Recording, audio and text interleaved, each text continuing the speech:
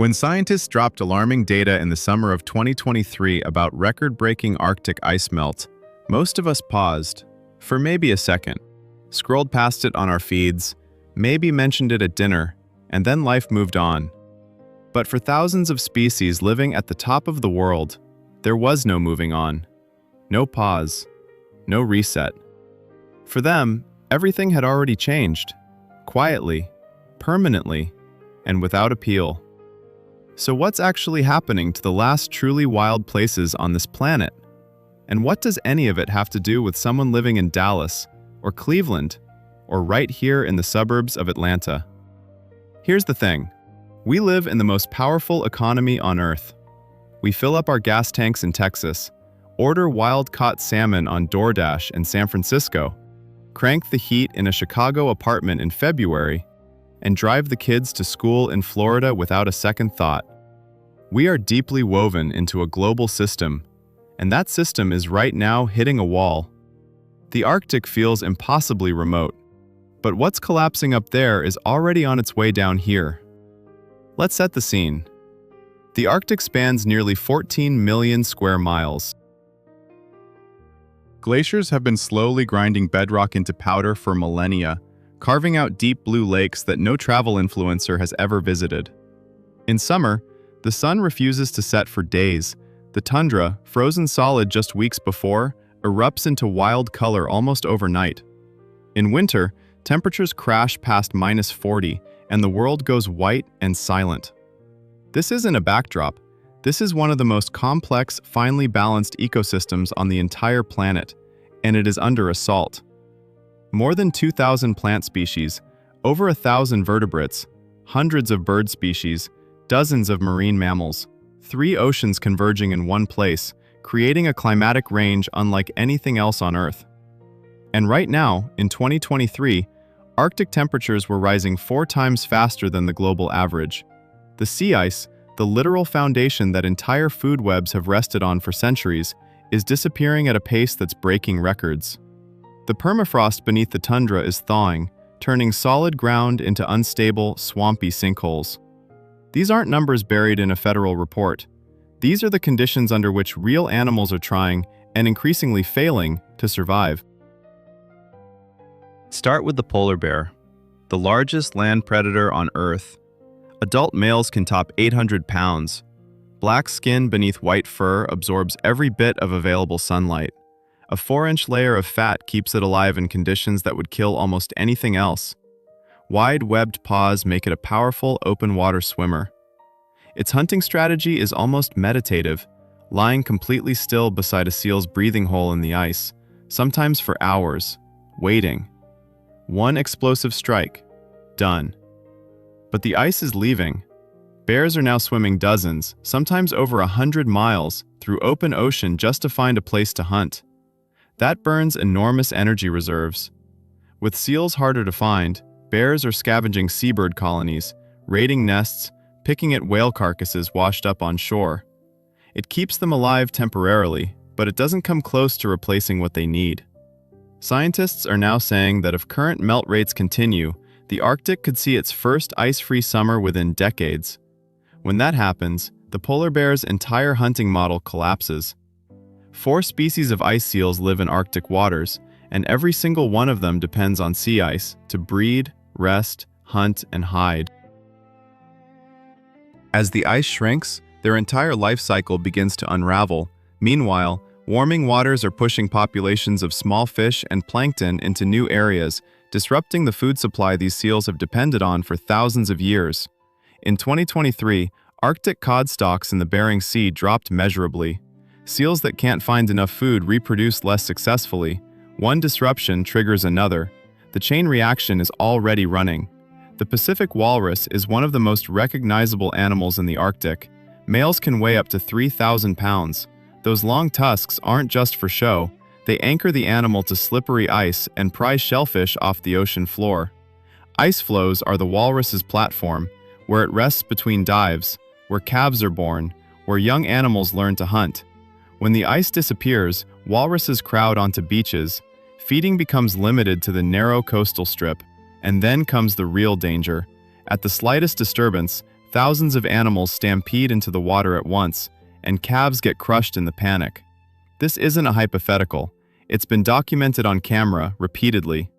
Out on the tundra, the story is equally grim. Permafrost thaw is tearing up plant cover and stripping caribou of the food sources they've relied on for generations. One of the world's largest herds stood at around 490,000 animals in 2003. By 2016, that number had been cut in half, down to just over 200,000. These animals migrate thousands of miles every spring, using broad, sharp hooves to dig through snow and reach the lichens underneath. But when rain falls on snow and freezes into a hard shell, that food becomes completely inaccessible. In 2023, some caribou populations dropped by around 15% in a single year. The muskox looks like something out of the Ice Age because it basically is. Its double coat combines a long, coarse outer layer with an extraordinarily fine undercoat that outperforms wool by almost any measure. At -40, it doesn't flinch.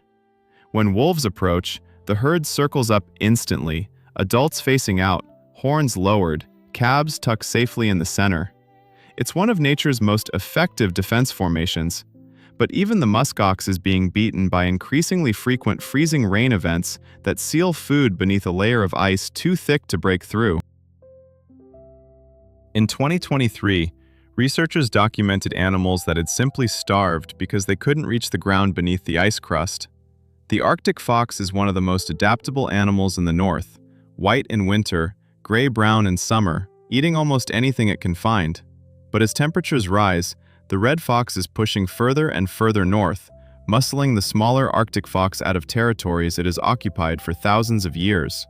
If you've ever seen a red fox trotting through a neighborhood in the suburbs of Denver or along a farm road in rural Ohio, you already know how relentlessly adaptable these animals are. That same adaptability is now working against the Arctic fox. Salmon is the thread that holds the entire Arctic ecosystem together. Born in fresh water, it migrates to the ocean, returns to spawn, and dies, releasing nutrients back into the river system that feeds bears, eagles, sea lions, and dozens of other species. Next time you're at Whole Foods or Costco, and notice that wild-caught salmon is harder to find or costs significantly more than it did a few years ago, that's not random. That's a direct signal from a disrupted food chain making its way to your shopping cart. Think about what would happen if the Colorado River went dry tomorrow. No water for agriculture across the Southwest. No supply for Phoenix, Las Vegas, or Los Angeles. No lifeline for the thousands of species that depend on that corridor. That scenario would be treated as a national emergency. What's happening in the Arctic right now is that emergency, just playing out on a scale that's harder to visualize from where we're standing. The beluga whale, sometimes called the canary of the sea, is unmistakable, brilliant white, extraordinarily vocal, capable of diving nearly 3,000 feet and holding its breath for over 20 minutes. It navigates and hunts using echolocation, but ocean warming, increasing ship traffic through newly ice-free Arctic routes, and the accumulation of industrial toxins in its fatty tissue are degrading its ability to hunt, communicate, and reproduce. Those same toxins, by the way, were discharged into American waterways by industrial operations across the Midwest and the Great Lakes region for decades, until tighter EPA standards started turning that around. We've already proven we can fix things when we decide to. The sea otter is a keystone species in coastal Arctic ecosystems, meaning its presence or absence determines the health of everything around it. Sea otters keep sea urchin populations in check. Without that control, urchins explode in number and devour kelp forests. Without kelp forests, hundreds of fish and invertebrate species lose their habitat. One animal, one function. An entire underwater ecosystem either stands or falls on it. Ocean acidification is now dissolving the shells of the mollusks sea otters depend on, and warming waters are undermining the kelp forests from the bottom up. Every summer, humpback whales return to Arctic waters after wintering in warmer seas, some tracked all the way from Hawaii or the Caribbean. Their cooperative hunting technique is one of the most remarkable behaviors in the animal kingdom. A group of whales creates a rising spiral of bubbles underwater, corralling herring into a tight mass before all lunging upwards simultaneously with their mouths open. Each whale consumes up to 1,000 pounds of fish per day.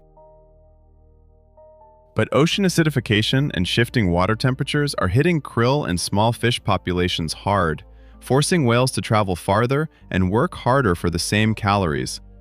Against all of this, the story of the bowhead whale is the one that should give us genuine hope. By the late 1800s, commercial whaling had driven its population down to roughly 1,000 animals. International hunting restrictions changed the math entirely. By 2023, the population had climbed back to more than 16,000. That's not a small recovery. That's proof of concept. When human beings make deliberate, science-based decisions and actually hold to them, nature responds. It heals. It comes back. And that's exactly where this stops being a nature documentary and starts being about us. The United States is not a bystander in this story. We are one of the largest economies on the planet. Our decisions, as consumers, as voters, as a society that shapes global markets and global policy, carry enormous weight. The investments being made in solar across the Sun Belt, the offshore wind projects going up along the Atlantic coast from Massachusetts to the Carolinas, the fuel efficiency and emissions standards being debated in Washington right now, none of that is just domestic housekeeping. Every one of those decisions sends a signal that reaches all the way to the Arctic. International frameworks are expanding protections for migratory species. Restrictions on oil and gas drilling in sensitive areas are being fought for and sometimes won. Wildfire management programs are protecting critical habitat corridors across the American West. But policy alone doesn't close the gap. Individual choices, multiplied across 330 million people, matter enormously. The shift to cleaner energy is already underway, and the U.S. is leading in solar capacity and accelerating on offshore wind. But beyond energy, there are choices available to every one of us right now. Reducing unnecessary plastic consumption, making more deliberate decisions about what we buy and where it comes from, and supporting organizations doing the hard work on the ground. Groups like the Sierra Club, the Nature Conservancy, Defenders of Wildlife, and the World Wildlife Fund. These aren't abstract gestures.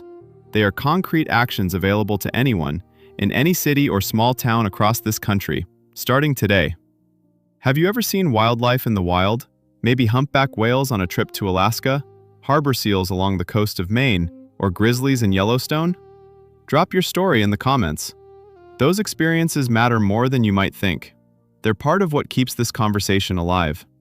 If this video made you think, even for a moment, hit the like button and subscribe. There are still so many stories nature is trying to tell us. The question is whether we're paying attention while there's still time to act.